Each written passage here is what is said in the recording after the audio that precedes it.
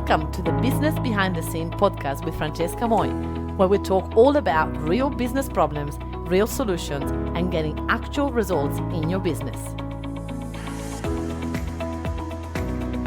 Hello everybody, and welcome to episode number 151 of Business Behind the Scene. I feel like I haven't seen you guys forever. Seen you or hear you or talk to you guys forever. How's everything? Oh my goodness, it's been so busy. I don't know if you guys know, but I am actually going to the US for a couple of months, and I'm going to be running the business from there, and I'm going to be doing networking, and I'm going to be like literally living in the US for 2 months, which is so exciting. And I've been wanting to do this for so many years, and now the business allows it. So I'm like, yeah, let's go, let's do it, let's try it out. But I have to say that with that, there is also a little bit of anxiety of going, oh my God, I'm going to be able to manage the business from there. But the fact that I've got amazing virtual assistants to help me support me in the business, you know what? That's it. That's all I need. I don't really need much more, right? So it's very, very, very exciting. Very exciting. So how's business? How is business going? What's been happening with you? Are you okay? Are you stressed? Now, I get business owners that follow me and listen to this podcast, and come to my masterclasses and add in my Facebook group, and they love everything I do, and they go, yeah, I need a virtual assistant. I will get a virtual assistant one day. Yeah, for sure, it's happening. I'm gonna be doing it. Yes, let's do it. And they don't, because it's not a priority. Because I can still handle it. I can still juggle all these things. I'm good. I'm okay for now. And one day I will get it. And then what happened? That one day come that they are like drowning. They're like so much business, and they're saying no to business. So they're like, okay, now is a priority. I need to get a virtual now. There's no other way. I need to get someone to help me to take all these things. Let's go. So now you have all these hot potatoes of tasks that you just want to throw at someone, which is the wrong thing to do in business. Number one mistake for business owners is they hire when they have to hire someone instead of hiring in prevention. Knowing that the business is about to have a higher curve, you need to hire when you are about to go high, not when you are at the top of the mountain, because it's really hard to get someone up there, up on speed and running, and then also keep up with your speed of your business. We need to sort of think about a plan and have a plan in mind of going, okay, the business is starting to have momentum. And the only reason why people don't hire straight away when they actually know they're about to go on a really big momentum is because what if it all stops? Scarcity stops you from hiring someone before you need them. And that is the biggest problem. Literally today, someone messaged me and said, Francesca, I need a virtual assistant yesterday. I'm like, no, don't. Because what you're doing then, these are the mistakes that come from that. You're going to start to hire in a rush, which means you're going to make decision from desperation, which means you're going to choose most likely the wrong person, which means most likely it's not going to work out. So choosing on desperation, like hiring on desperation, no good idea. You're going to have then no time, because you hire this person now in a rush, you're going to have no time to train them in your business. Even though our virtual assistants are trained, they need support in your business, right? They need to still learn what you do, like I literally just hire someone in my business here in Australia with experience in like high paid jobs. If I don't train them, if I don't spend time with them, it ain't gonna happen, right? They still need to understand the business, this business, the way we run these things, the way we have the products, the services, our procedures, and we are an established business, so it's even easier to jump on here. Imagine when you are at the beginning that everything is in your head. You need to have time. So if you hire someone when you need them, it's too late. You're not gonna have time to spend with them. And then it's gonna be a disaster because this is not gonna work. And it's gonna feel like this VA is taking time from you, which, I mean, it's normal, right? The first month or so, you need to train this person, and there's a risk involved with that relationship is not going to last. And that's part of life. That's part of business. Welcome to business, right? So that's the second mistake, like the second, consequence of not hiring someone before you need them. And then the other thing is like, are you really going to be in the right space for you to onboard someone, to build that relationship with them, for you to show them around, for you to, you know, make plans on how to create different procedure and other things? Is gonna be the right time? So if you listen to this and you're like, holy guacamole, I'm already in that momentum phase, I know I need to hire a virtual assistant, don't wait any longer. Don't wait any longer. It's going to be so bad for your business if you make a decision like that. Now, so what do?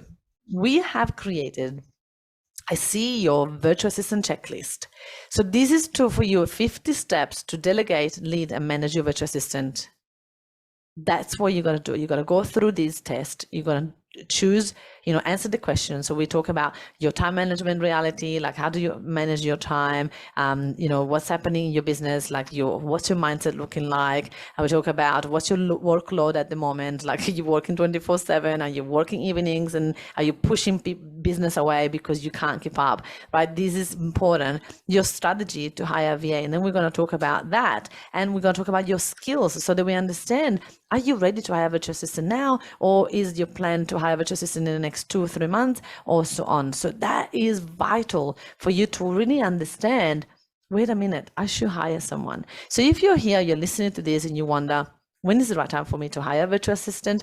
It is when you know how to make money, when your business is making consistent money and you struggle to keep up with the load work, when you start to keep up with the momentum, you need to hire someone just before that, right? And so people are going to be like, how do I know that I'm about to go into like a massive momentum? You know it. You feel it, you know it, it's happening. You know that you started to get more bookings, you know you started to get, and sometimes people don't hire someone, and that not hiring someone, it actually slows things down. Because now you started to say no to people, you started to push business away, which means that person is not going to then refer you to someone else because you're booked out. And so now we're going to start to lose the momentum because we haven't taken the risk to hire someone. And at the end of the day, hiring someone means that you're backing yourself, you're backing your business. You know you're going to get there. You know momentum is there. You know you're going to be able to scale. You know you're going to be able to double your business. You got to take a risk. You got to be willing to lose it all to have it all. And it's vital for us business owners to have the tendency of taking risks. We have to take risks. We have to be okay with leaning in and be sort of afraid, so that we can actually grow the business, right? Staying small and make a decision from scarcity, or like, no, I don't want to hire someone. No, I'm not sure about this. Oh, I'll hire someone when. I hear that all the time. Like the other day I was talking to someone else and said, oh yeah, Francesca, I will definitely hire someone when I finish with my launch. And I'm like, no, hire someone now for them to see how you do the launch so that they can learn by watching, and then next launch they've already done one, and now you're going to be okay for them to be able to help you because they've seen the first launch. I find it fascinating how we wait and wait and wait and wait and wait for the perfect time, and there isn't a perfect time. If there was, it would have been just before you do something, just before you do a workshop. Like a few years ago, I was looking for someone in my business to come and work with me, and I wanted them to do copywriting. And so I was running a 3-day workshop, and I didn't have time to train anybody during a 3-day workshop. So I said, just come and watch me work, and then write an article from that 3-day. What did you learn? What did you see? What did you like? And the person wrote this article. I'm like, ooh, I really like, let's go, let's use it. And so then I hire that person, right? So it's really important for you guys to come up with ideas on if you were to hire someone right away, just what's your expectation? Because it's like, are you expecting someone to take your load off at the first couple of weeks? No, just wait, right? The first couple of weeks, they're going to probably just watch you work. And then they're going to start to understand what is the things that they can take. And then they're going to start to help you create procedures. And then they're going to start to help you to move forward. So very important that we think about, are you really, as a CEO, as a business owner, are you watching the business from afar and planning in advance, or are you reacting to the business? So reacting to the business looks like, oh God, client, this, that, need to do this, I need to do that, oh my gosh, no, I can't take you now, no, I need to, right? That's, everything is in your head and everything is reliant on you to work. That's what reacting to the business work. When we are planning in advance, we're like, okay, this is how the next quarter is going to look like. Looks like we need to hire someone, because if we're going anything like this quarter that we've already grown 10%, we're gonna prepare for that. We're not gonna be able to sustain the level of work coming in. But when we do those plans, it's so much better, because now we're not hiring on emotion, on rush, on I need to do something. We're hiring on, yeah, I think that is going to be the right time to hire someone that is going to get the business to the next level, that is going to help us and support us to do the things. That is when we need to hire someone. And it's, it's important as a business owner that we start to work on the business, not in the business. The more we work in the business, the less we're going to be able to grow the business, the less we're going to be able to live the life that we actually started this business for. Remember, you wanted to work for yourself so that you can choose your own hours. How did that go so far? How many hours have you chose? Because usually what happened is that people tell me, Francesca, I'm working 24/7. I'm working way more than when I ever worked when I was working for someone else. I'm like, I know. That is because you're holding on to everything. You're doing everything. You're not letting go of any of the tasks.